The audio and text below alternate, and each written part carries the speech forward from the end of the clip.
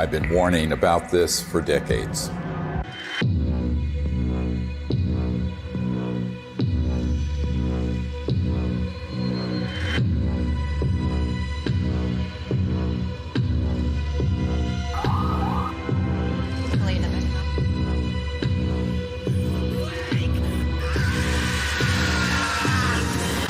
No, not that. This. Speaking of conspiracy theories that actually have truth at the bottom of them, the Corona relief bill the president signed last month contains a provision that hasn't gotten a lot of attention. It directs the Director of National Intelligence, in consultation with the Secretary of Defense and the heads of other agencies, to disclose what they know about UFOs within 180 days. So what are they going to tell us? I provided briefings for 4 presidents, foreign heads of state, generals, and a sitting CIA director who later betrayed me. I've seen lives destroyed. William Colby has been missing since April 27th. His canoe was found washed up on the banks of the COSMICO River. Friends murdered. Unthinkable evil unleashed on our planet. All to protect this illegal and immoral secrecy. And nothing I've seen scares me more than this unprecedented moment we are living through. We're in the final hour of an agenda that has been playing out for nearly a century. Centralized monopolies of power in government, the defense industry, and the corporate media are all converging on the same narrative that extraterrestrials are real, they're here, and they're a threat. Those are not weather balloons. Those are clearly autonomous aircraft of some kind that are, as you put it, swarming U.S. military craft. So there are 2 options. Under intelligent control. These are craft under intelligent control, and they're flying with impunity, Tucker, within our airspace, and they can outmaneuver, outperform anything that we seem to have. We need to find out who's operating them and also what the intent is. The truth is, we do know who's operating them. Some are indeed extraterrestrial, and they are absolutely not a threat, as you will see. It is, in fact, the secrecy that is an existential threat to life on Earth and beyond, as stated by the first CIA director, Vice Admiral Roscoe Hillenkoetter.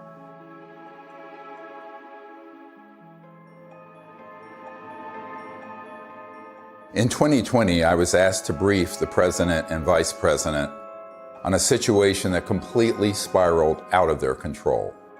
They had been lied to, just as you have been lied to, and we cannot stop what is coming if we don't finally confront the truth.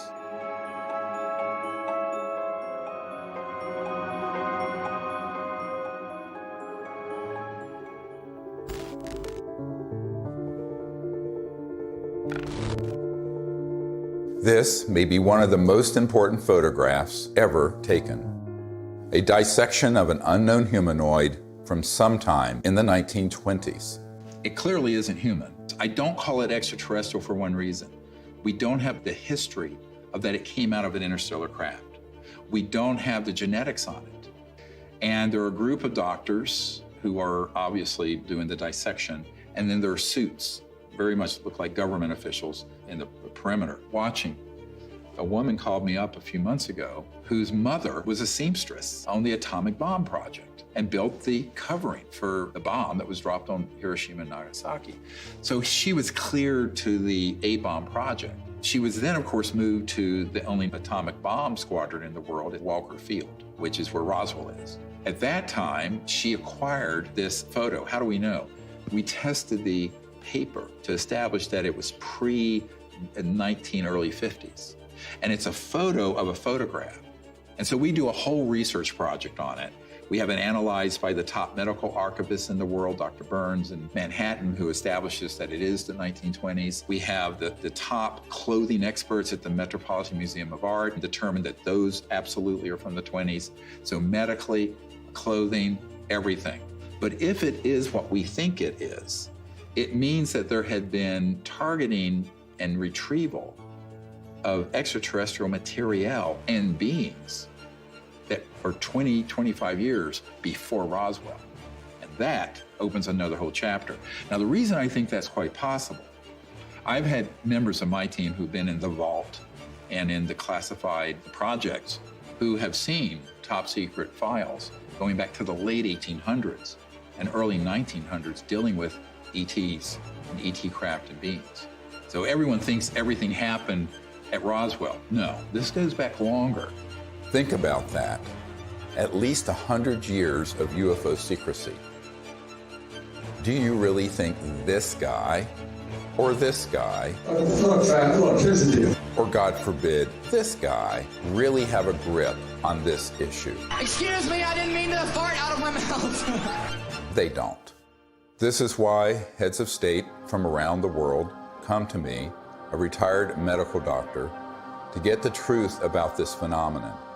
And sadly, they don't have the power to do much about it once they know the truth.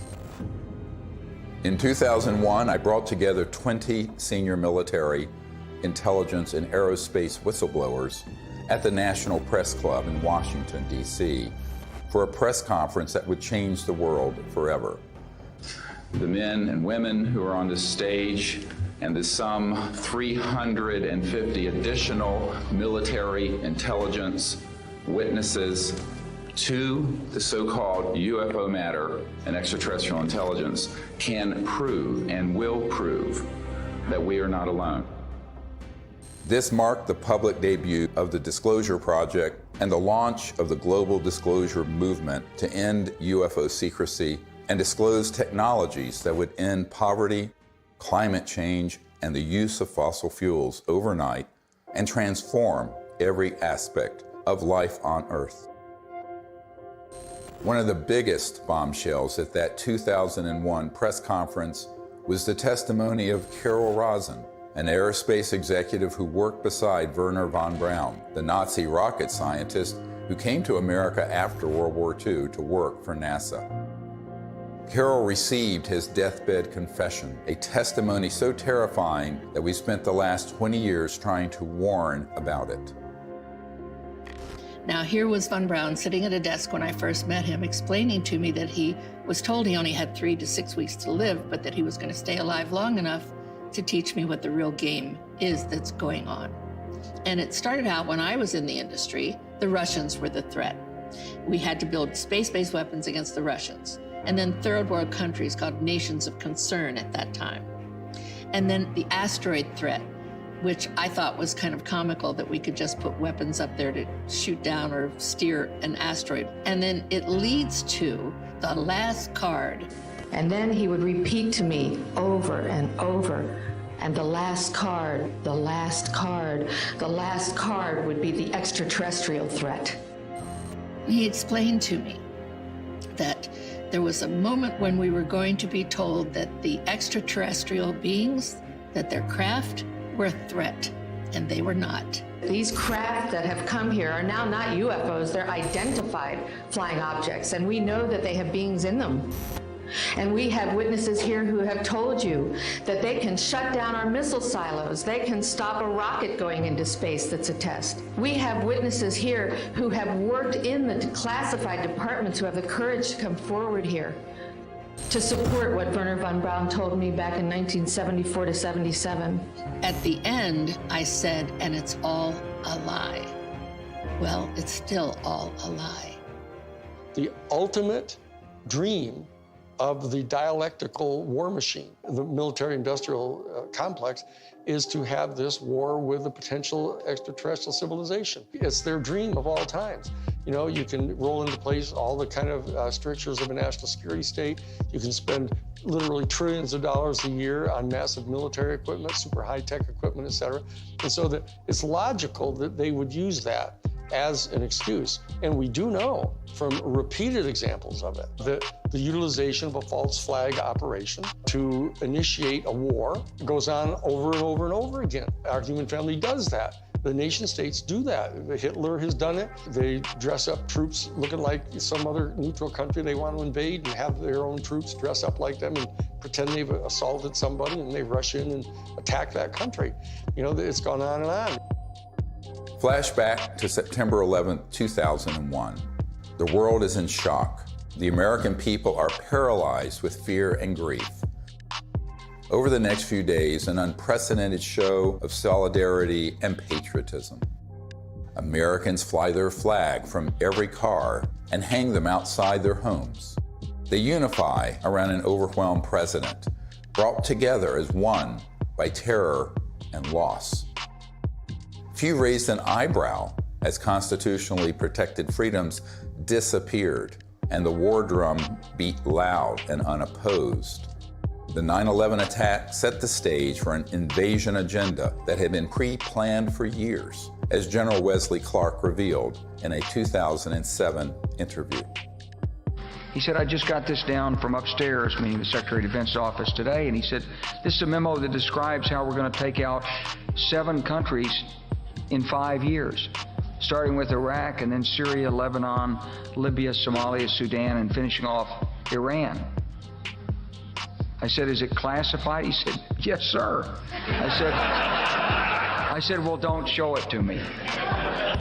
When Von Braun talked to me about this faked extraterrestrial, he called it a faked alien invasion that was being planned, I saw on a board a list of countries against whom we were going to build space-based weapons. I called Wesley Clark and he answered the phone.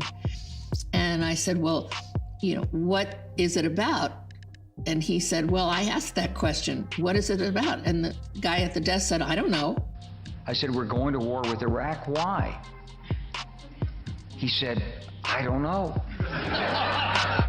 In its paper, published in 2000, Rebuilding America's Defenses, the neoconservative think tank Project for the New American Century asserted that only a, quote, new Pearl Harbor would generate the political will for the military and defense policy transformations the group desired. Indeed, these traumatizing events are always planned or hijacked in order to manipulate perception and manufacture consent for military action and the theft of our wealth and liberty. George W. Bush, Dick Cheney, and others had decided to go to war with Iraq long before Colin Powell gave that presentation. I feel like it was the lowest point in my professional and personal life that I had a hand in managing it.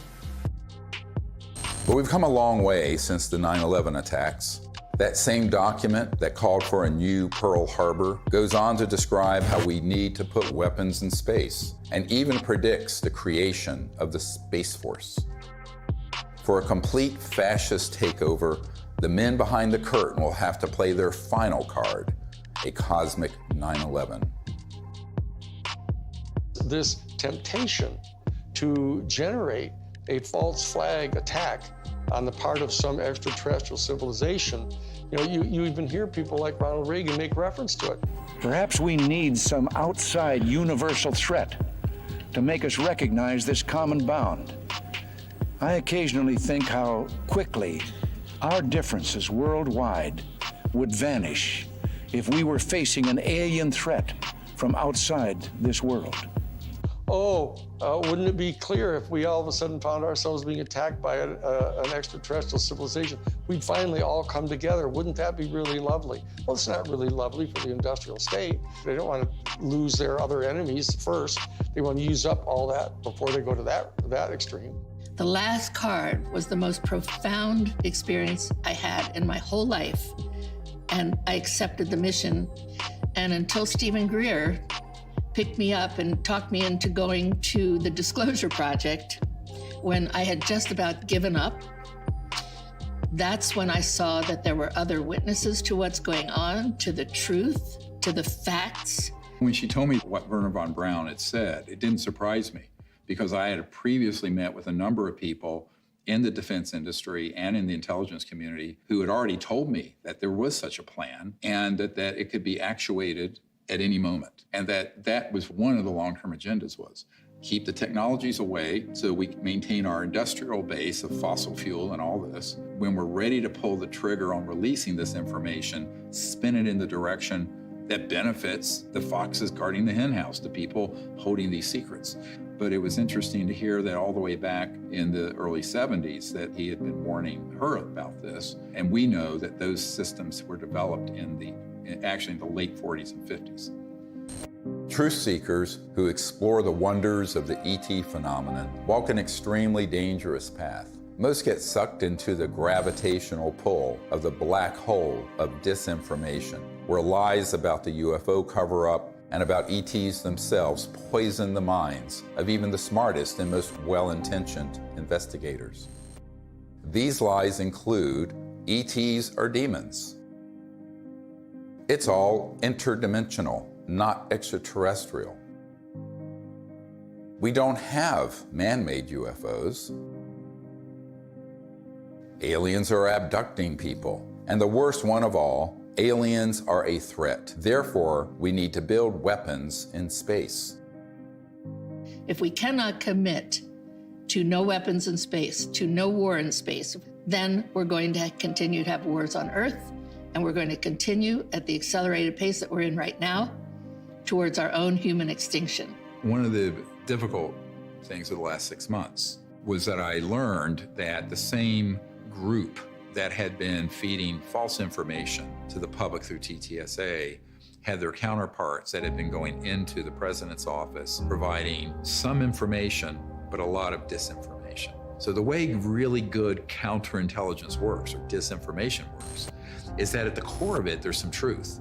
So they'd say, okay, the aliens are here, and here's some evidence, but they're a threat to the national security, and we need to have the Space Force. Wow, Space Force.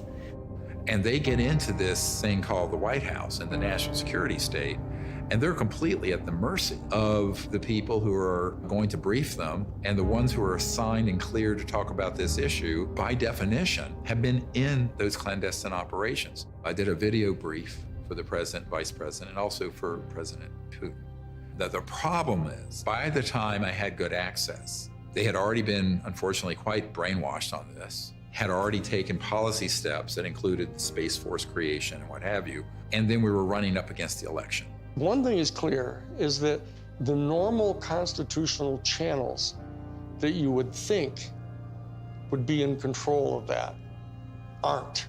Presidents that aren't briefed in on this, heads of the Defense Intelligence Agency come in who aren't briefed, and I'm convinced they're not. From talking to them, it's clear they don't know what's going on there. So there's some other structure. I happen to be persuaded by the evidence that immediately after Roswell, when they recovered a craft and bodies from the UFO vehicle, that the Truman administration set up a body that was outside of the normal constitutional framework of our United States government. And it was made up of major elite people that they view as the real power elite. A shadowy government with its own Air Force, its own Navy, its own fundraising mechanism, and the ability to pursue its own ideas of the national interest, free from all checks and balances, and free from the law itself. It's sort of a shadow government within the government, not just in the United States, but all around the world.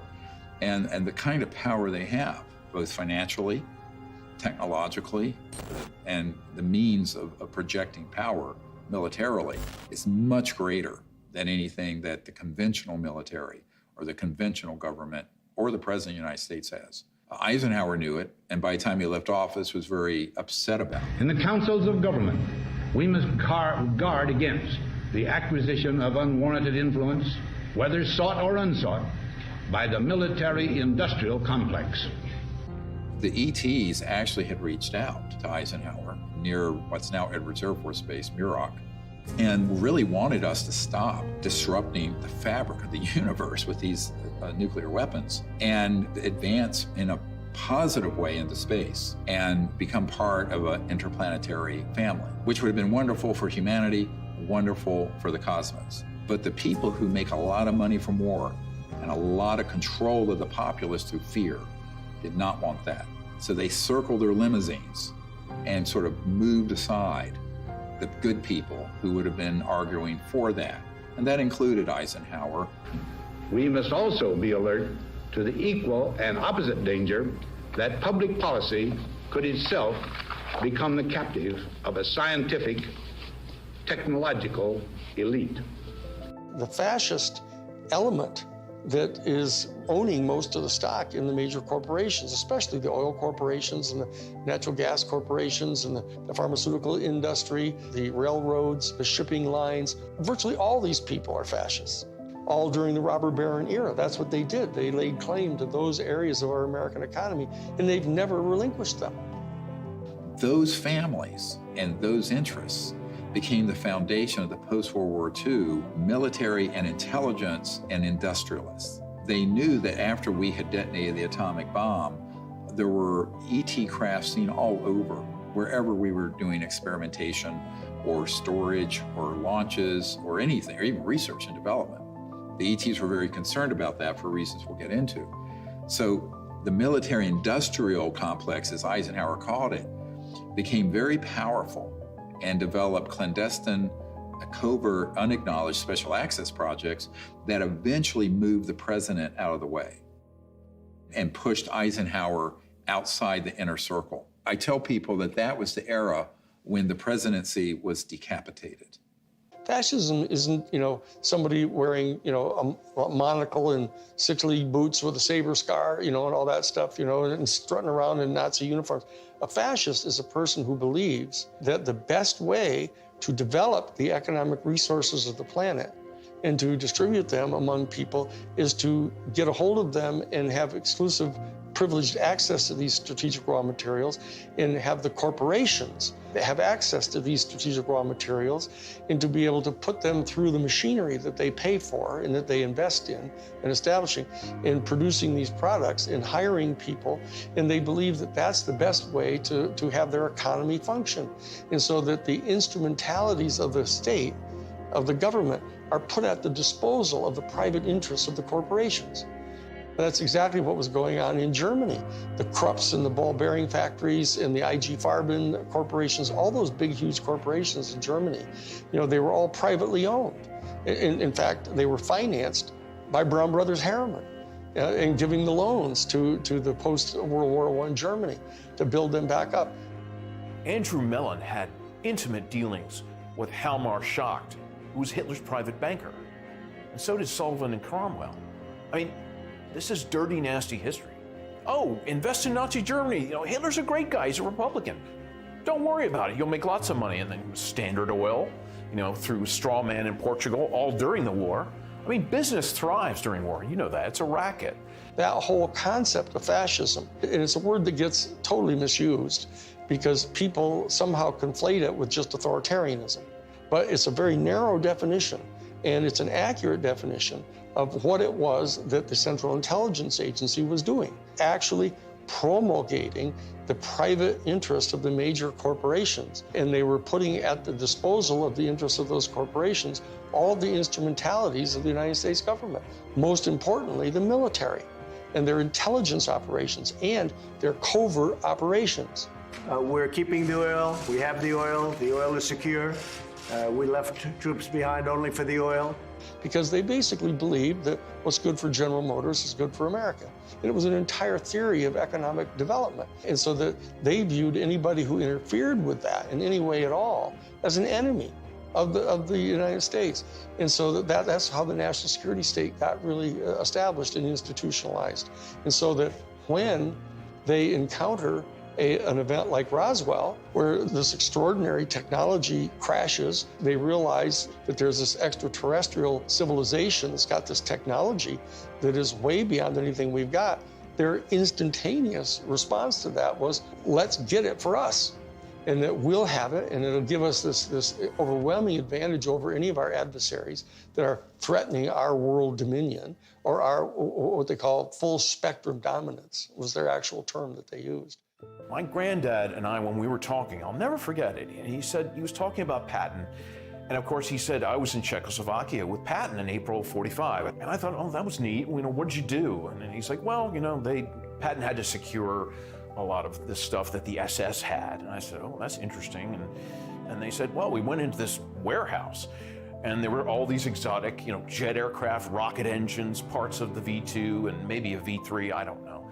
And I said, oh, that's interesting. And he says, I saw a disc-shaped aircraft. And I said, oh, is that the one they built that had the BMW jet engines and the errata ones in a circle, and it didn't really work and everything like that. And he said, no. And that was it. And so they began to take this in, and they started declaring it to be this huge national security state secret, because it was, other than the nuclear bomb, it was the ultimate potential weapon.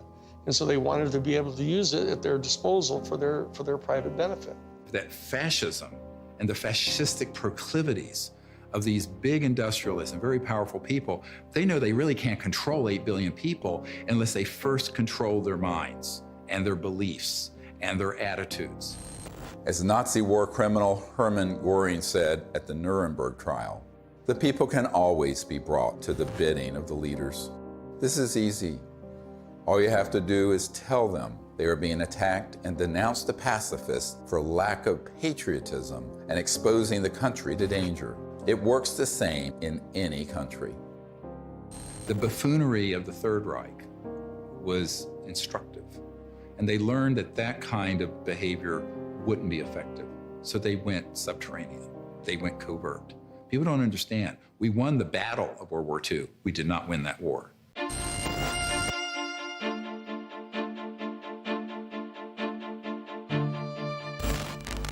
My name is Paula Harris. I'm an international investigative journalist in the area of UFOs. I've been working in this field since 1979. When I was living in Italy, I was reading in a journal that two little boys, they called them Indian boys, had been present at a crash near Socorro, New Mexico. And I was wondering why none of my colleagues ever followed up on that. So when I came to the United States, Destiny had it, that I was able to locate one of the men, Remy Baca. He told me in detail that they had witnessed this crash, these two little boys, in 1945. There was an object that shaped like an avocado. And what interested me most, because I look at the timing, is it was exactly 1 month after we exploded the atomic bomb. And the atomic bomb is July 16th, 1945. 5, 4, 3, 2, 1.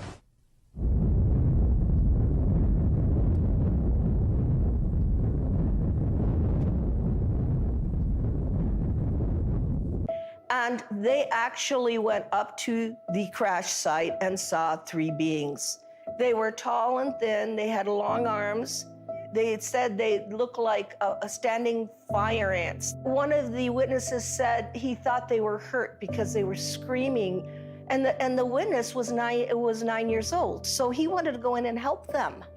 I had these feelings that were being projected from them to me through my mind. I could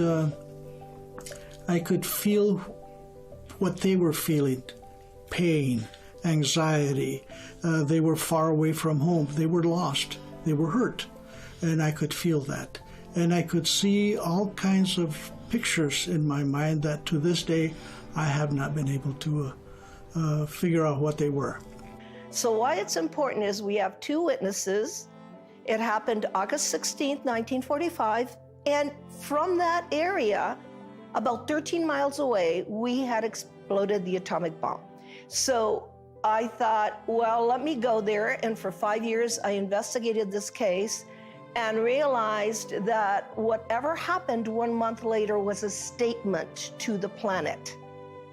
It was a statement about our going into the nuclear age.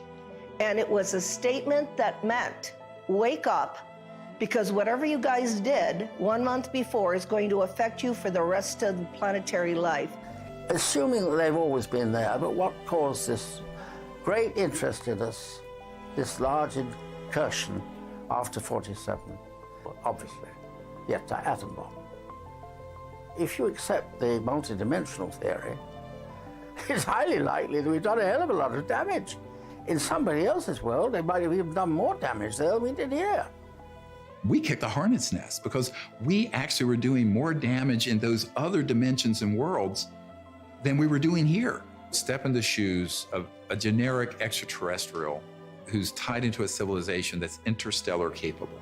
And you are observing that in one person's lifespan, 100 years or so, we're going from guns and maybe cannons and a machine gun in World War I to thermonuclear weapons, then into the space age, then these clandestine and covert unacknowledged projects develop weapon systems based on studying extraterrestrial systems, and then beginning to put them on satellites, on aircraft, and on ships, and on land-based systems.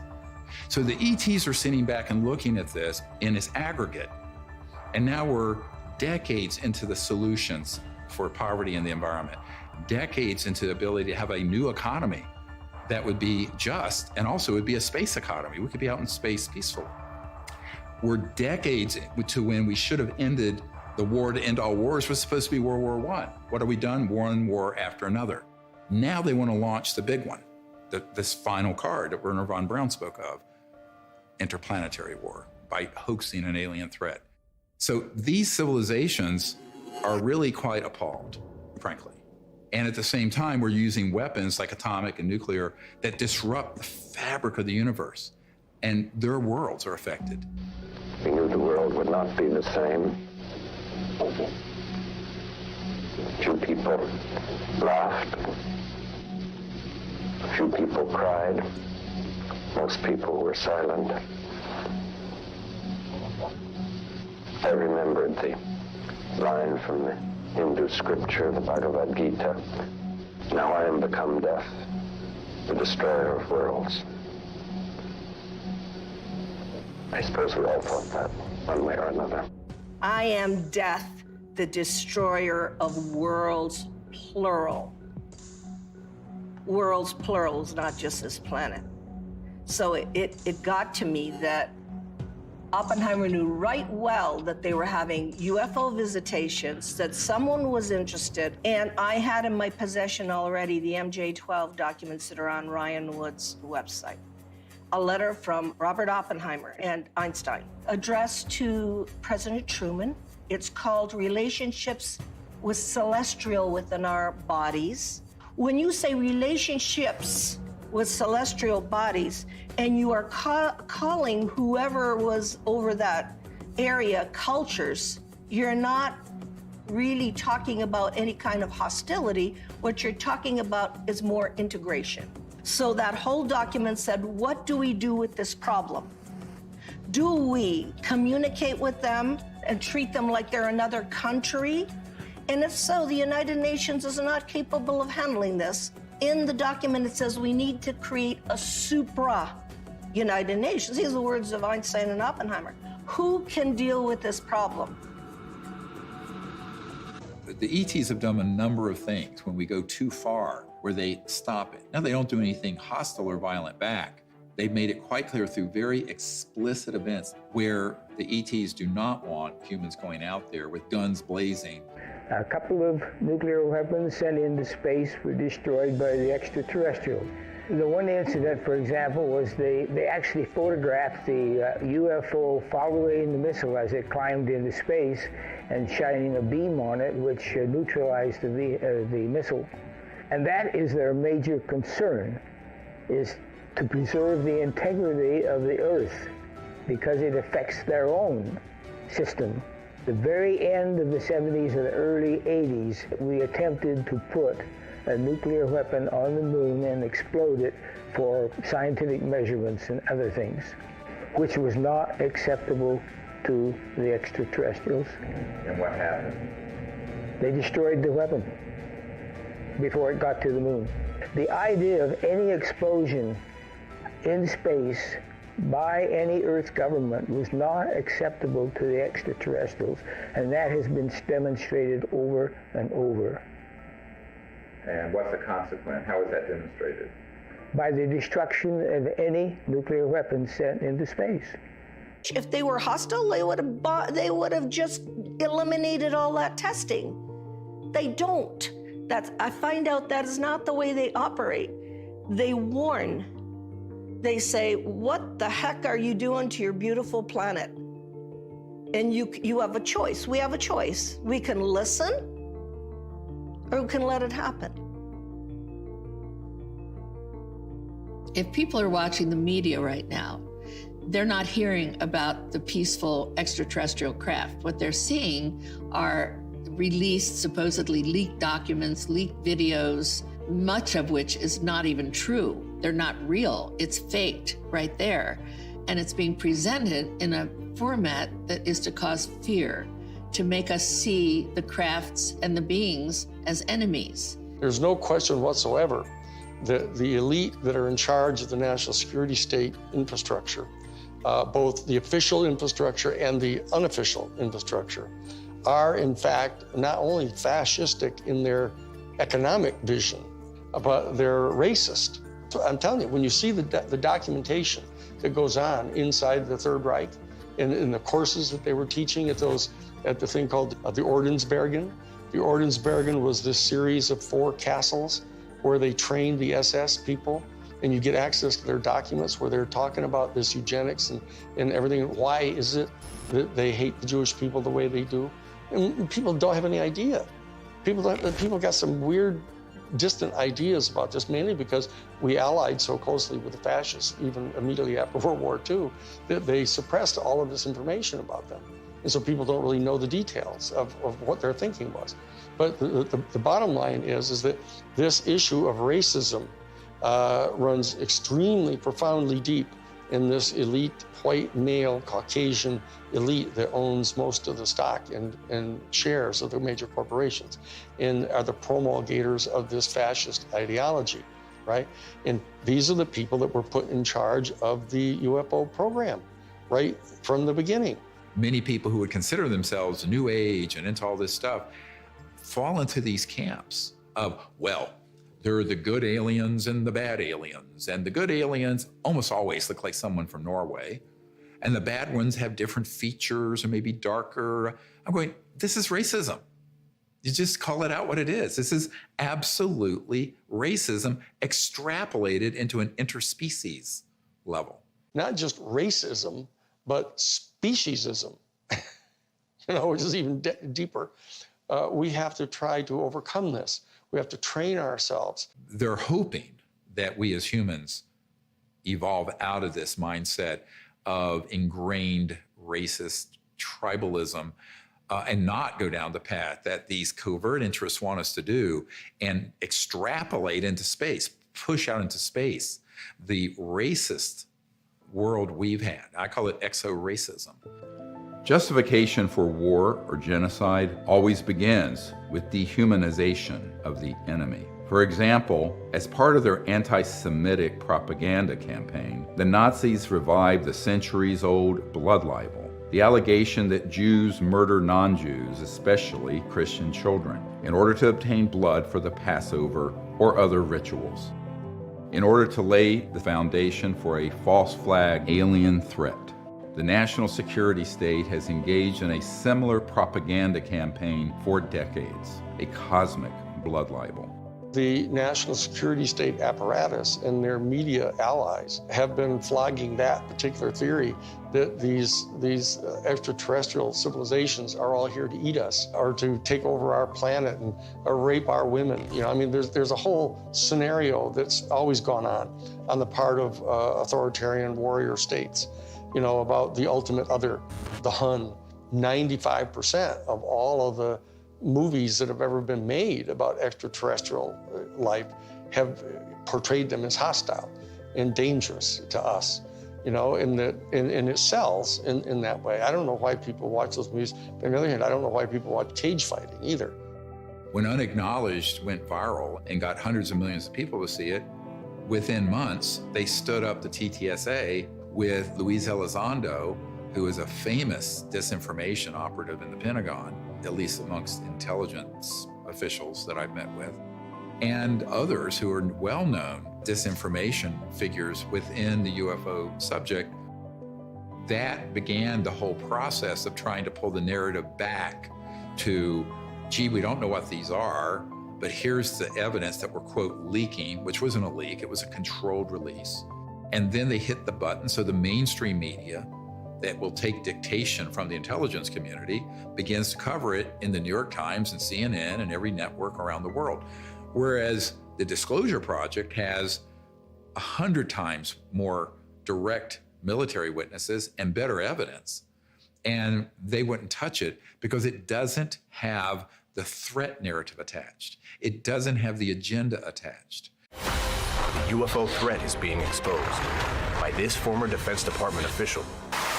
There are unidentified vehicles violating U.S. airspace with unknown intentions and extraordinary capabilities being encountered by U.S. military personnel.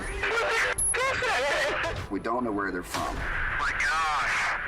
Chris Mellon, descendant of one of America's most influential families, oversaw the budgets for some of the military's most top-secret weapons programs. I think there's a reason they picked a Mellon. This is a tradition in our family. You know, as you said, the Mellons were the first family of intelligence that will go along with, you know, we need to do this for the good of the country. You know, yes, you gotta lie and do whatever you have to do, but, you know, this is what we need to do. And they'll just do it. I mean, I'm not gonna, you know, stay silent when members of my family lie to the American people. I won't do that. It's one thing for my dad, you know, in the old days, to get up there and do some mild fibs about, you know, highways. This is not. You're messing around with the survival capability of the human race. Correct. I mean, that's not an overstatement. Right. This is deadly serious. It's not funny. I know from direct conversations with Lou and with Chris that they know that the major military authorities with whom they've had very close communications realize that if in fact the extraterrestrials were hostile in their intent toward us, they could have done anything they want to do. They can come and go at their pleasure. And so that in that regard, they do not constitute a clear and present danger to our national security. But they also know that they're in the habit of getting their funding for all of their entire organizations, et cetera, by flogging a threat. And so that they're inclined to do that because the simple fact is they don't trust the people in Congress. They think the people in Congress are so Pavlovian in that they, in fact, distrust their constituency so much that they have to scare them. And so they say, well, if we're going to be able to justify having hearings about the UFO issue, we're going to have to tell our people that, you know, oh, they're a potential threat to us.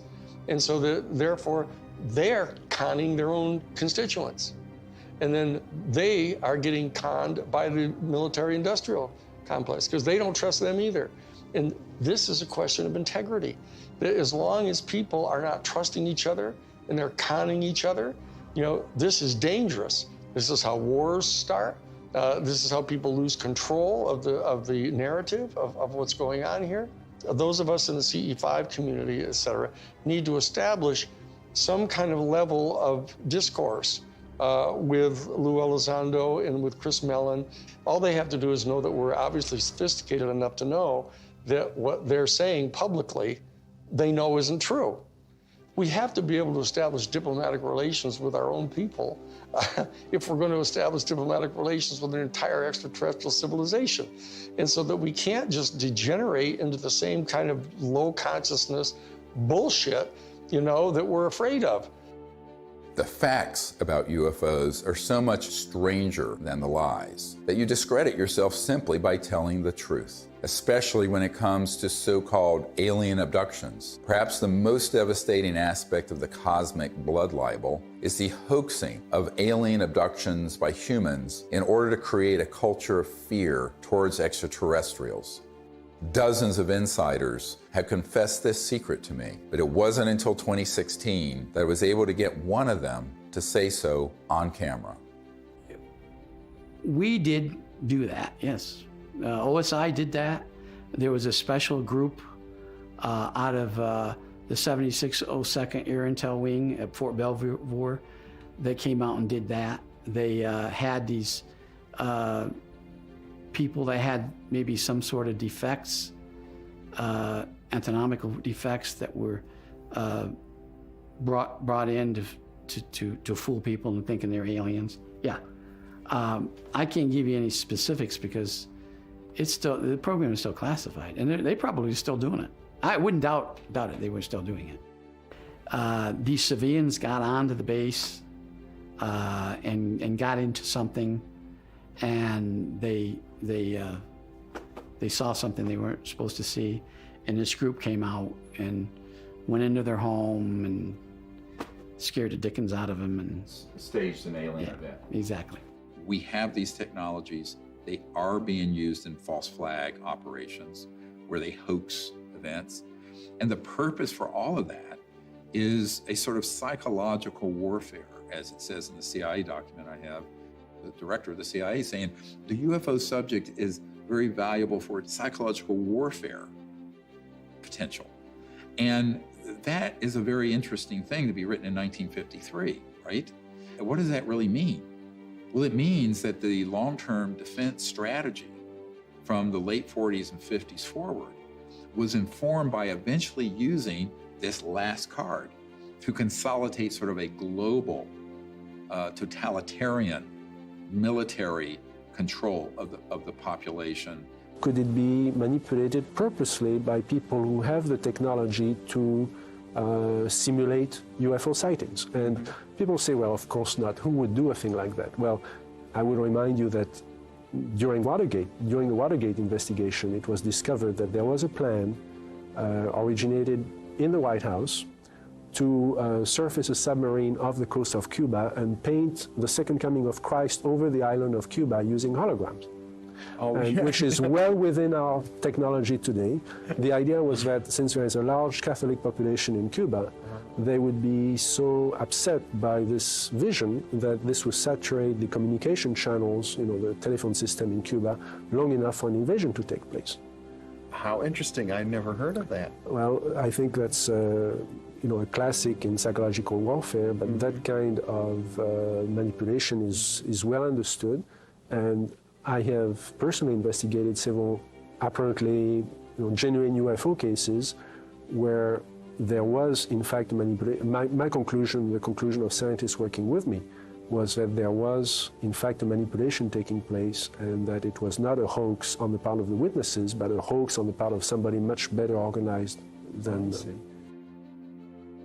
In Vallee's book, Forbidden Science 4, he describes a smoking gun document that confirms what Doty said. In an entry dated Thursday, 26th of March, 1992, Vallee writes, "I have secured a document confirming that the CIA simulated UFO abductions in Latin America as psychological warfare experiments. We reached out to Dr. Vallee and asked him if we could publish the document in this film.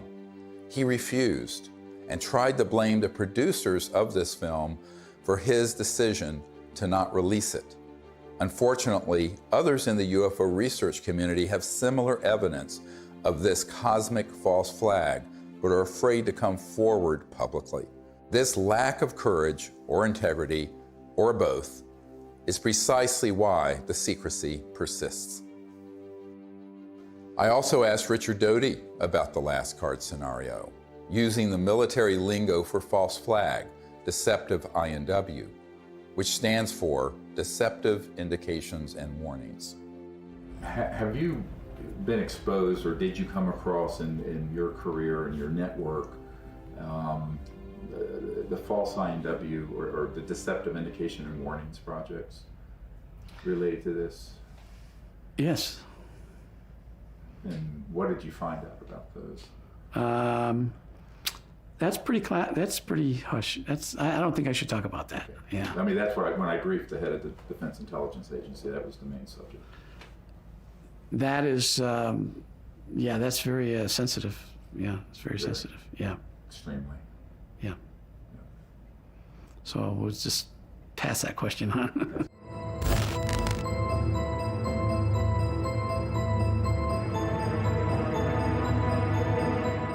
Colonel Corso was given the job by General Trudeau for the Army in research and development of foreign technology. But the foreign technology is really foreign. I mean, it's so foreign, it's out of this world.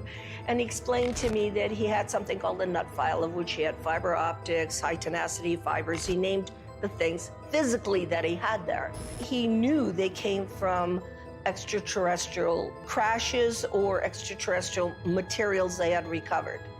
And it was his job to take them to big companies to be back engineered. Now, in Colonel Corso's time, it was 1960, but this had been done way before 1960. These were extraterrestrial artifacts that had to go into industry. So for the first time in my naive years of research, I realized why the secret was secret. I always thought it was about, you know, everybody would panic and the religions would fall, and I had no idea this was going on. And ever since my association with Colonel Philip Corso, I realized what this is about. What this is about is the toys, the artifacts.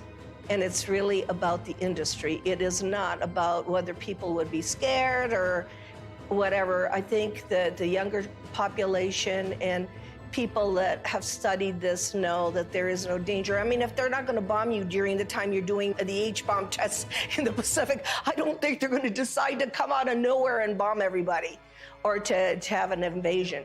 There are too many times where we could have had an intervention that was hostile, and we never have, and we're the enemy. Hey, John, happy birthday.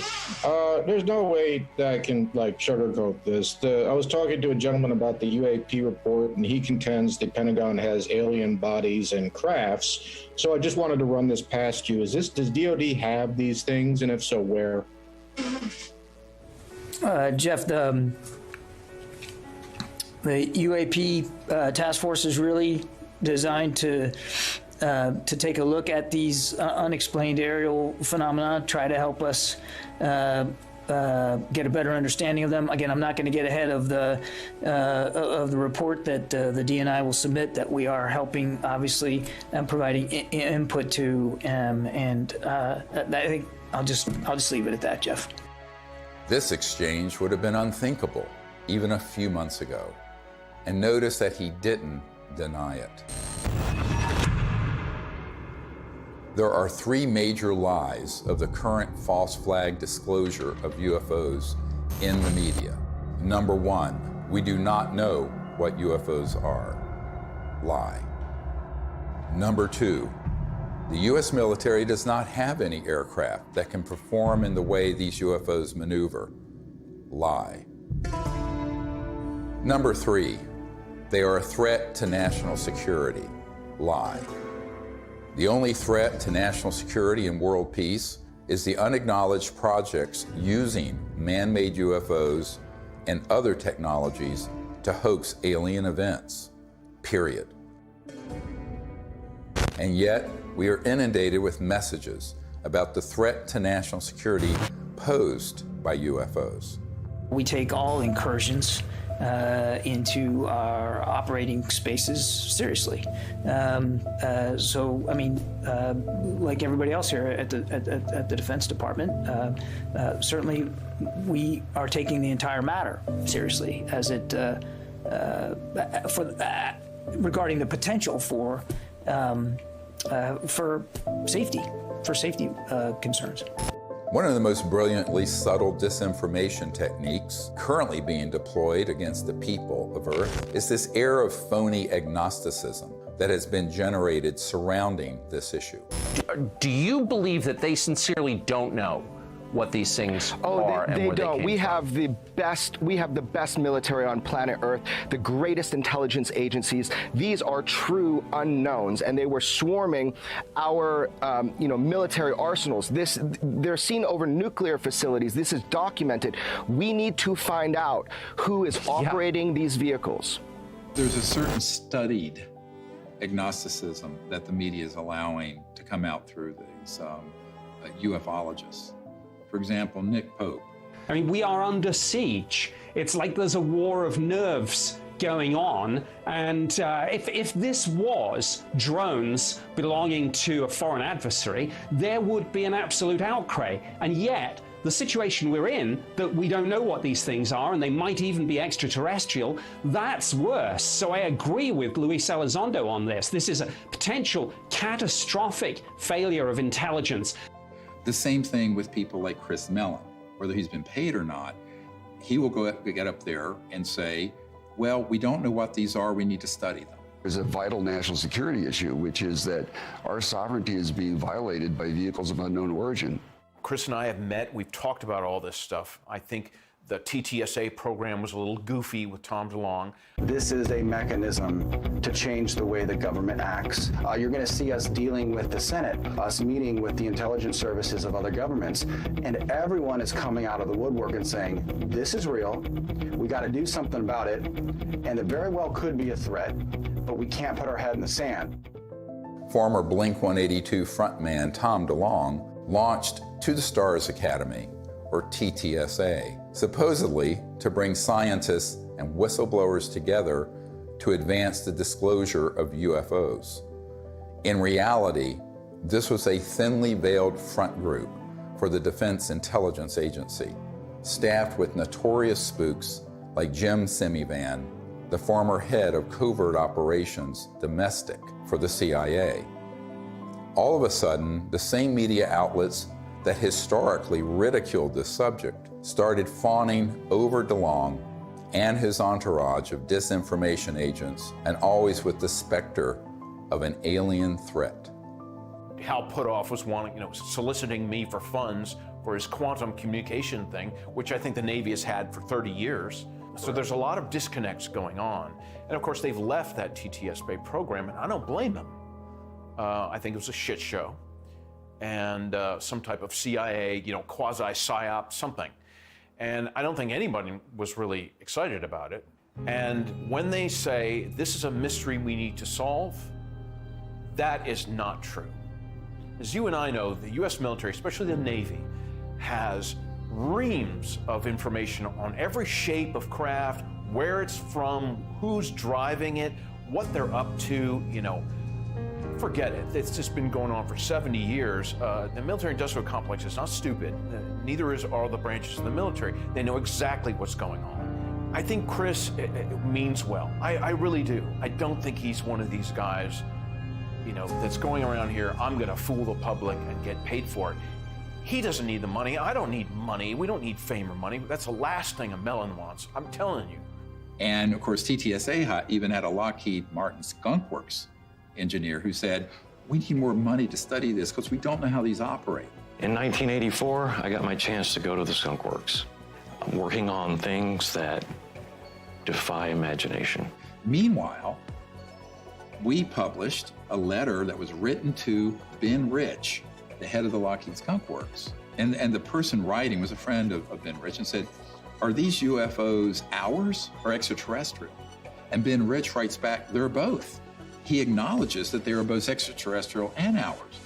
Now, this is not some ufologist. This is the head of the Lockheed Skunk Works, the premier aerospace engineering entity arguably in the world. Another man exchanging letters with Ben Rich was military aerospace historian James Goodall, who was Rich's pen pal and confidant for 25 years.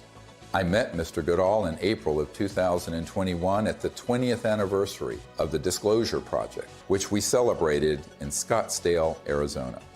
He was dying of esophageal cancer. This is the mid-90s. He'd already retired from Lockheed. And I tracked him down. He was at USC Medical Center near the end of his life. And we were talking about John Andrews and some other stuff, and we started talking about UFOs. And he said, Jim, we have things out in the desert that's 50 years beyond what you, and he was talking directly to me, beyond what you can imagine. And if you've seen movies like Star Trek or Star Wars, we've been there, done that, or decided it wasn't worth the effort. I said, Ben, you want to expand upon that? And typical Ben response was, no. The first time I realized that some of these vehicles were actually man-made was when I met aerospace illustrator Mark McCandlish, who testified at the Disclosure Project press conference about a highly classified air show at Norton Air Force Base, where reverse-engineered flying saucers were unveiled for those with a, quote, need to know. A male staff member in Congressman Brown's office not only confirmed the exhibit, but the fact that there were 3 discs at that exhibit. These discs were hovering off the floor without any visible means of support. They were referred to as alien reproduction vehicles, also nicknamed the flux liner because they used high voltage electricity. This is a diagram that I made based on a sketch that Brad Sorensen did for me in rough form shortly after he had his sighting, and subsequently cleaned that drawing up and made it much more accurate. And that's the drawing that Dr. Greer is holding there now. Later on, I obtained photographs that were taken in 1967 by a military pilot, Harvey Williams, flying a C-47 for the Air Force at 12,000 feet, approximately 25 miles southwest of Provo, Utah. This particular vehicle matches the so-called ARV in all proportions and respects in terms of the detail of the shape of the craft. News articles from the 1950s describe how we were on the cusp of unlocking the secrets of gravity, which would unleash a technological revolution. But suddenly the article stopped without explanation. This is the point where we cracked anti-gravity technologies and it went totally covert. And this Tic Tac, the word is, it's Lockheed Martin. It's the successor to the TR-3G Black Triangle model. Elizondo just will talk the bark off a tree. He goes in circles. He's a great counterintelligence guy. I'd love to get into a debate with him, but of course that's never going to happen. Well, this is a document that was obtained through the Freedom of Information Act, and it demonstrates quite clearly that we have had issues with these, if you will, these UAPs or UFOs in the vernacular for at least 70 years, at least since 1950, probably earlier. And this is official U.S. government correspondence. This isn't some eyewitness report from a civilian.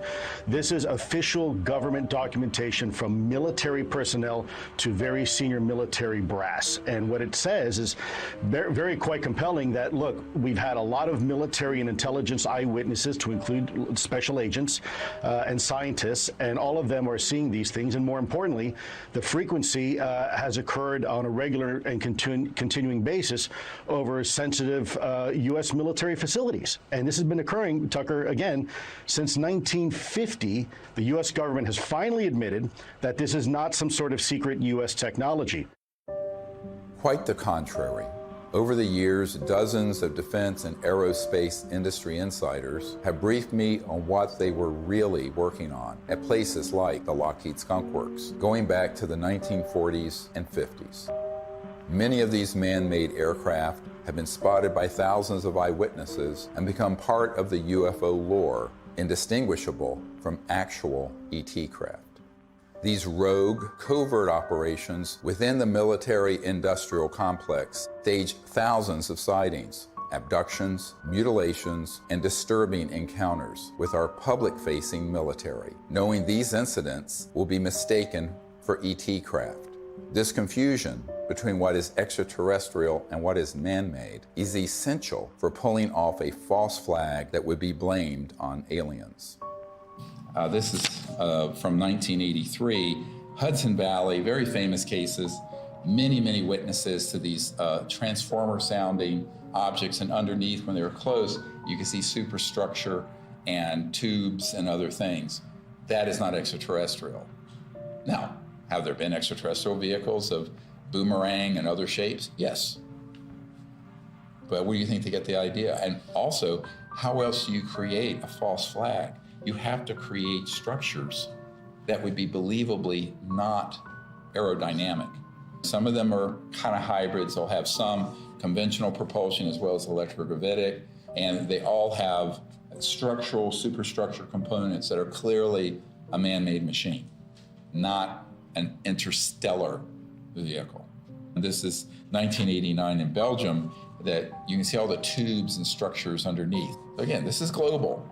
These are also well-known platforms. You can basically, once you get your lifter system in place that causes mass cancellation, you can create any kind of air structure around it. And it doesn't matter if it's aerodynamic or not, because the way it moves, it moves, let's say, the molecules of air around it. So it's basically moving an electromagnetic field effect. So there's no resistance and there is no sonic boom. That's man-made. We've had it for decades. This one is great because it has, if you look at the underside, there are the girders and the structures. And the people under it could see that and could see the light in the center and the three on the end. That is man-made. There are extraterrestrial vehicles that are triangular and that are saucer-shaped and that are other weird shapes. So to make things complicated here, how are you going to know? Well, you got to be close enough to it to see. And if you can't see the superstructure detail, you're not going to know whether it's extraterrestrial or not. This is from Southern Illinois in 2000. They went from animal mutilations being staged by clandestine human organizations to these were doing human vivisections and killing humans. But of course, they wanted everyone to believe the aliens were doing vivisections on people. No, it wasn't. Which ones are man-made and which ones are extraterrestrial beings? Dr. Greer is figuring this out. We've got to listen to this information. These are facts. This is not rhetoric. And then we've got to be able to apply it. We're taught to be afraid. We're taught to fear. We're taught to fear extraterrestrial beings. Really? Get over it. Meanwhile, you have people who would purport to be experts in UFOs going on Fox News and other news outlets saying, we don't really know what these are. It's a big mystery. They've lied by omission, and when they say it's a mystery, that's a lie. Okay, I'm sorry, but that, I'm not on board with that. And that, But they have to know that's a lie. Right. So they do, and I think, it's obvious. So, that's why I'm giving this interview with you today. I mean, I've had enough of that. I had enough with my dad. Was he a liaison to Majestic 12 as a Magic member? Probably. He probably had 2 pages of the UFO file. Don't worry about the rest of it. Just need 2 pages are all you need. Okay, yes, sir. And Chris is going, yes, sir, too. So those people are very studied agnostics who act like we don't know, we don't know, we don't know. And that's why they're given an audience. If they were actually to say, here's what they are, here's what they're doing, which is what a truthful disclosure would be, they would be banned off those networks. I don't think I've ever spoken to anyone who has seen more reports, paperwork, photographs, interviews as you on this topic. Has there ever been a confirmed extraterrestrial ship? We'd have to say no. We'd have to say what's confirmed is that we don't know what this, let's call it a ship or an object. We don't know what it is. We can just say what it isn't. Right. And you can ask yourself, well then what, and of course what we call the extraterrestrial hypothesis is a valid one. I mean, maybe it is from some other place in the universe. In the axis of disinformation, Leslie Kean is the original shameless opportunist of ufology. Over 2 decades ago, Leslie embedded herself in the planning and execution of the Disclosure Project and then betrayed our trust by hijacking our top secret witnesses and case studies and repackaging them. Most people don't realize that on the day of the Disclosure Project press conference, intelligence agencies jammed our signal leaving the National Press Club building for the first hour. Leslie was there and she knew that we had revealed too much. She adopted this fake agnosticism so that every door to mainstream media outlets would be open for her. Anything that can operate in impunity within our airspace, within restricted airspace, that can have near misses with our Navy pilots, it has to be considered a potential threat. Anything that's in the skies that we don't know what it is, and it's demonstrating incredible capabilities. The only way the Department of Defense is going to deal with it is to see it as a potential threat. Anything that enters an airspace that's not supposed to be there is a threat. After receiving classified briefings on UAPs, Senator Marco Rubio called for a detailed analysis. This past December, while he was still head of the Intelligence Committee, he asked the Director of National Intelligence and the Pentagon to present Congress an unclassified report by next month. We've gone this way before. There have been many initiatives. Gerald Ford, when he was a congressman, held hearings, went nowhere. The whole window dressing of Project Blue Book, and then that was just really a publicity stunt by the Air Force. And most recently, the $22 million that the Pentagon spent on this Bigelow aerospace study. I had a Zoom meeting this summer with General Herbert, the chief advisor to Senator Harry Reid, and they authorized this funding. After spending $110 million, maybe more than that, because it was a 6-year-long program, where's the beef? What's the results? That money went to Robert Bigelow, who was in Nevada. And he's a buddy of Harry Reid's, right? Right, who was chair of that committee. UFO proponent, exactly. Thinks they've definitely come here many times. Right, so, you've spent $100+ million gathering information, and what did you do with it, outside of, collecting a couple of videos? The people in that circle around Mr. Bigelow and Bigelow Aerospace were all operatives of these unacknowledged special access projects. They made sure that those $22 million were the equivalent of opening a toilet lid, putting the money in and flushing it. And so what General Herbert said to me is that even in the meetings in the Senate classified SCIF, Secure Communication Information Facility in the Senate, all they got was like a 40,000-foot view. He was an Army pilot. And no detail, no nothing. And I said, yes, that is what was done, and was done on purpose. And so there was a pretty sizable budget for this program. What did they find? Well, I mean, basically what they did with that budget is a lot of different research to try to document what was going on, to try to understand the physics behind how the objects, move around, and then to just keep records of what they were observing. But they haven't been able to find what they are, where they're from, or anything like that. And I said, do you feel they were holding back? He says, oh yeah, a lot. And we were very angry about it. Ultimately, the reason that $22 million grant wasn't renewed is that he and others realized they were being zoomed. They were being deceived and getting nothing out of it. It remains to be seen if they get anything out of this mandatory Director of National Intelligence and Office of Naval Intelligence report that's going to go to the Congress. I think that the more information that's in it, it could be even more dangerous than nothing, because I think they will cherry pick cases that they will spin as evidence of a national security threat. And that's what's been ramping up in the media. So my concern is we need to get ahead of that curve and release to the public this information with the evidence and everything we're presenting, so that people at least ask the critical question. Is that report full and accurate? And is it even the truth? I think we need a lot of skepticism. If it's coming out of the US government or any other government and the mainstream media, until proven otherwise, it is cherry-picked information and someone has an agenda because they've hit the button, the go button with the mainstream media to cover it in a very specific way that does not redound to the benefit of the human race. Von Braun gave me the idea that we should have a bill in the Congress and it should have a matching treaty. Well, we did for a while, but in the Congress it didn't work, not in this country. So I went international. And international is where I found some intelligent life that was really willing to create an agreement, a treaty, to prevent the placement of weapons in outer space. Да, наверняка инопланетяне в той или иной форме и в том или ином образе присутствуют на планете Земля, потому что из миллиардов галактик, по теории даже вероятности, не может организованная разумная жизнь существовать только на планете Земля.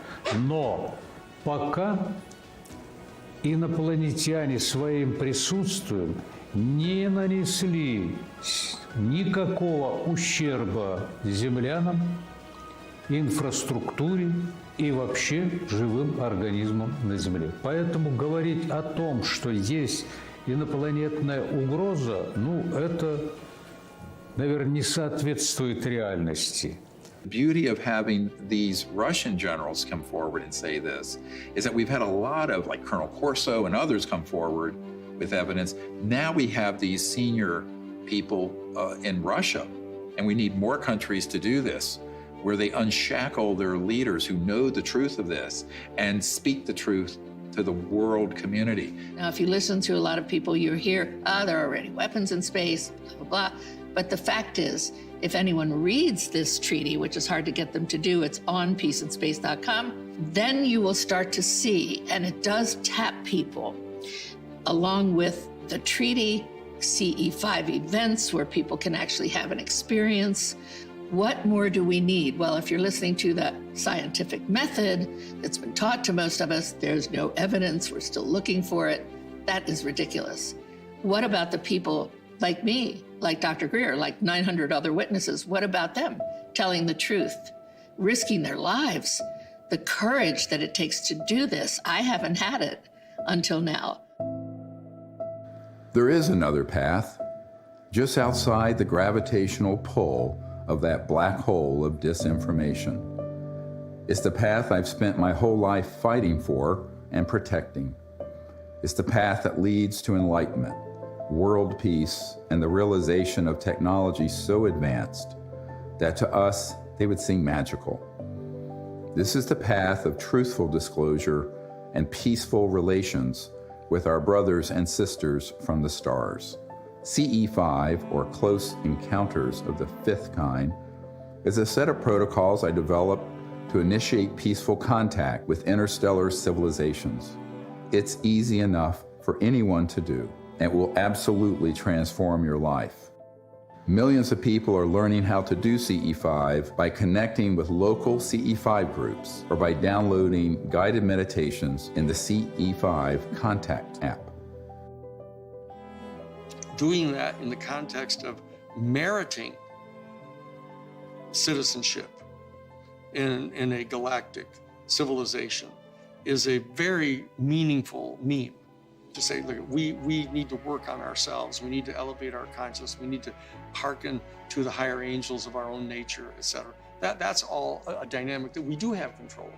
That's why I think the CE5 thing is so important, because that's the best way to get data, not to be speculating, from our own political ideology about what they might be like.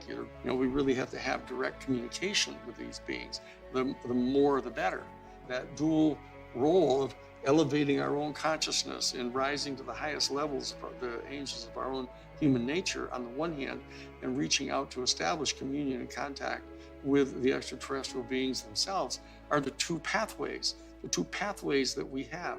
And in dealing with the national security state, we just have to take whatever steps we can in the legislative realm to impose treaties to keep us from doing things like militarizing space and developing space weapons and all that kind of stuff. That's another third leg of this stool that we have to really do to exercise whatever kind of control we can have over the political realm. And that, I think, is the only way we're going to have not just world peace. World peace should have happened at the end of World War I. We have to have universal peace. At this point, world peace is too late. We're already in an interstellar moment. We're already in a cosmic time. So we have to have universal peace. And universal peace comes from both our external policies and behaviors and from within, the great peace within, the state of universal consciousness.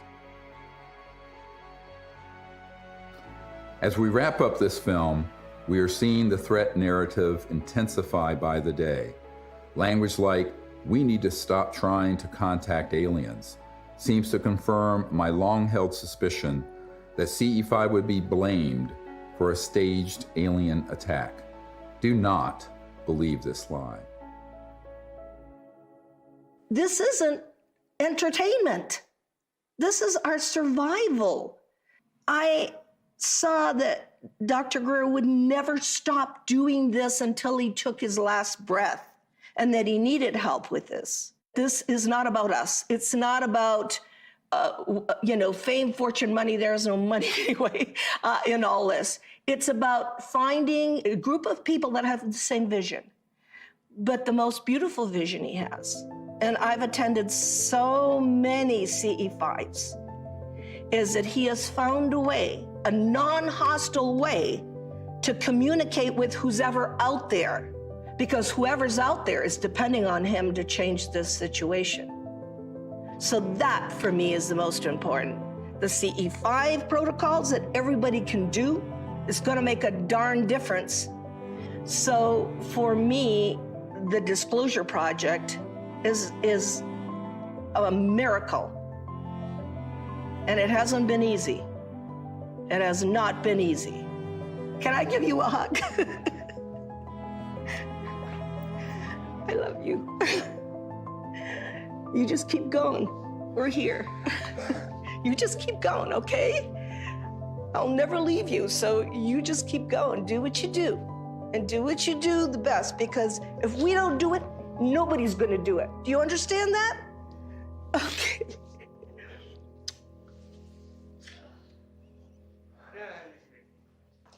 Yeah, okay, can I go outside and get some sun?